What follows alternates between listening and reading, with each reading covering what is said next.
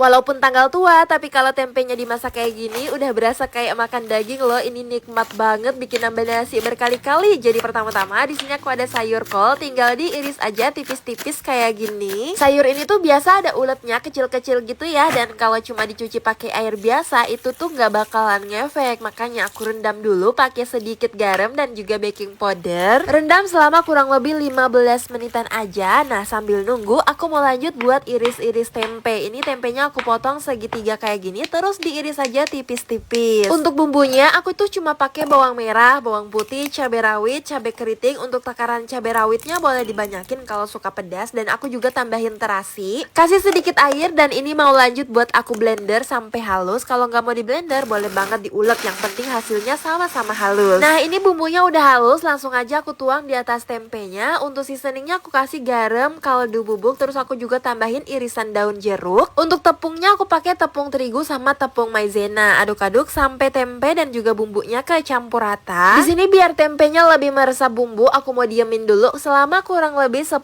menitan. Biar nggak bengong nungguin, aku masukin aja telur di dalam sebuah wajan. Terus ini aku orak-arik. Kalau telurnya udah matang dan ngeset kayak gini, pinggirin ke sisi wajan. Terus aku masukin bawang merah, bawang putih, cabai keriting yang udah diiris-iris. Tumis aja sampai bawangnya layu dan juga wangi. Nah, kalau udah tinggal masukin aja sayur kol yang udah diiris-iris tadi. Jangan lupa dicuci bersih dulu ya setelah direndam pakai air garam. Aku juga tambahin seasoning, ada garam, kaldu bubuk, merica bubuk, sedikit gula, sama saus tiram. Nah, ini tinggal diaduk-aduk aja sampai kecampur rata dan juga mateng. Kalau masak sayur sawi nggak perlu ditambahin air sama sekali ya, soalnya sayur ini tuh udah mengandung banyak air. Nggak ditambahin air juga udah bakalan ngeluarin air yang super banyak. Dan paling terakhir aku tambahin potongan daun bawang, aduk-aduk sampai kecampur rata. Kalau udah tinggalin aja dulu, dan lanjut aku mau ngegoreng tempe yang udah dibumbuin tadi. Goreng aja di dalam minyak yang udah bener-bener panas. Aku pakai minyaknya yang banyak biar nanti hasilnya lebih garing dan juga crispy. Supaya tempe goreng ini garing dan renyahnya tahan lama. Jadi setelah digoreng, diangkat dulu, tiriskan, dan lanjut digoreng lagi. Jadi ini tuh teknik 2